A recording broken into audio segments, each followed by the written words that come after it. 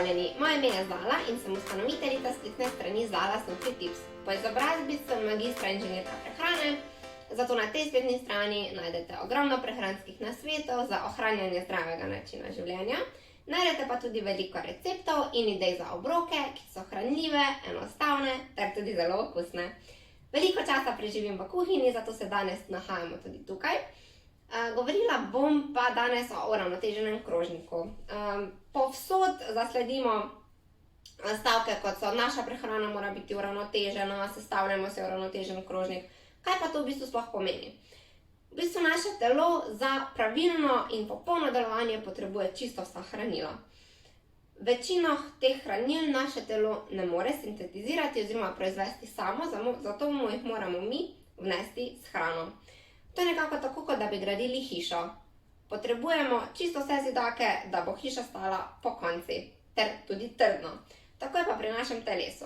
Takoj, ko nekega hranila ali pa skupine hranil v naši prehrani primanjkuje, bomo utrujeni in zaspani, ne bomo imeli energije za opravljati vsakodnevnih dejavnosti. Tukaj pa potem nastopi ta beseda uravnoteženo. Torej, uravnoteženo prehranjevanje, uravnotežen krožnik.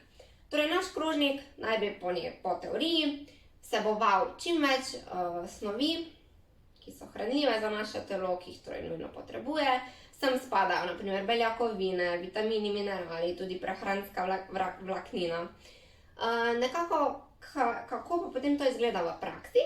Če si pogledamo en krožnik. V splošnem naj bi polovico krožnika sestavljalo sadje ali pa zelenjava, v večji meri zelenjava, saj v bistvu sadje vsebuje vseeno mogoče malo večji delež sladkorja, ki ima zgornjo mejo, pri sadju pa je v bistvu v 90% sestavljeno iz vode, ostalo so pa vitamini in minerali, ki jih torej naše telo potrebuje. Mogoče tudi ena taka zanimivost, naš želodec v bistvu ne zazna kalorij, ki jih mi vnesemo s hrano, ampak samo volumen. In na primer z tega vidika je zelenjava odlična izbira, odlično živilo, saj vsebuje veliko vode, torej veliko volumna, ampak malo kalorij. Torej to imamo pokrito, polovico krožnika. Potem druga polovica krožnika se pa potem spet razdeli na dva dela in imamo na eni strani pust vir beljakovin ter na drugi strani polnovreden vir ogljikovih hidratov. Kaj spada pod beljakovine, torej pod puste beljakovine? To so predvsem živila živalskega izvora, kot so ribe, jajca, meso, mlečni izdelki, kakšna skuta, kaki skir so odlična beljakovinska živila. Najdemo sicer tudi beljakovine v živilih rastlinskega izvora, kot so na primer stročnice, ampak v tem primeru se pa priporoča mogoče kombiniranje večjih vrst stročnic, saj ne vsebujejo tako popolne aminokislinske sestave, kot pa živila živalskega izvora. Zakaj so beljakovine tako zelo pomembne? V prvi vrsti za ohranjanje mišične mase, ki je zelo pomembna za naše telo. V drugi vrsti imajo pa beljakovinska živila visok sitostni faktor. To pomeni, da bomo po nekem obroku, ki je bogat z beljakovinami, dlje časa siti. In če smo dlje časa siti, pomeni, da tudi se zmanjša naša želja po nekih mesnih obrokih oziroma ne bomo konstantno lačni. Torej, to, da v bistvu nekdo reče, da se mu skozi lušta nekaj sladkega, da tak pač je, to načeloma ni res, ampak mogoče je imel samo malo slabše sestavljene obroke. Potem tretja stvar, ki je tudi zelo pomembna, so pa polnovredni ogljikovi hidrati, sem pa spadajo živila, ki imajo veliko prehranske vlaknine. Prehranska vlaknina se pa nahaja v ogljikohidratnih živilih, predvsem ki nimajo oluščene ovojnice. Naprimer, bela moka ima oluščeno ovojnico in zato ne vsebuje veliko vitaminov in predvsem mineralov, ter tudi prehranske vlaknine, ki jih vsebuje ostala polnovredna žita, kot so naprimer ajda, proso, pira, kvinoa. Tukaj imamo ogromno možnosti in lahko eksperimentiramo, kaj nam je nekako bolj dobro po okusu. In torej tudi polnovredni ogljikovi hidrati prispeva k temu, da občutimo neko sitost po obroku, da se zmanjša želja po poseganju po tistih sladkih prigrizkih. Je pa res, da nam tudi prehranska vlaknina pomaga pri regulaciji krvnega sladkorja ter tudi skrbi za našo prebavo, saj so v prehranske vlaknine prebiotiki, ki pomagajo uravnavati našo mikrofloro, da deluje tako kot mora, ter tudi naša prebava, ki je zelo pomembna. Da pa poudarim, to je zdaj v bistvu neka teoretična osnova krožnikov. V splošnem se priporoča, da so uravnoteženi krožniki naši večji obroki, torej ali kosilo in večerja, ter tudi zajtrk. Mestni obroki načeloma so važni, ampak da si ne preokupiramo misli s tem, tudi samo preobremenjevanje glede hrane, ki jo bomo izbrali, ne spada v zdrav način prehranjevanja.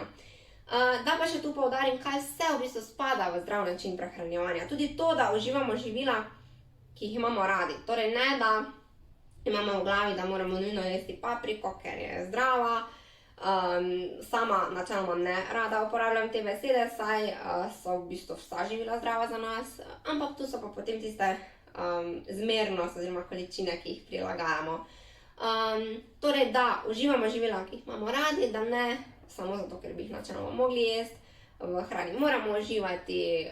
Pomembno je tudi, da sedimo za mizo, v nekem umirjenem okolju, da hrano jemo počasi, zato ker tudi naši možgani rabijo približno 20 minut, da v bistvu sploh ugotovijo, da mi jemo, kako se razteza želodec, potem tudi kako smo siti. To rabi nekaj časa, ne pa da samo hitro zmečemo hrano v sebe. Torej, da uživamo obroke z ljudmi, ki jih imamo radi, da smo v nekem prijetnem okolju, tudi to je zelo pomembno. Čim manj torej kompliciranja pri izbiri zdravih obrokov, pri sestavi uravnoteženega krožnika. Vedeti moramo, da je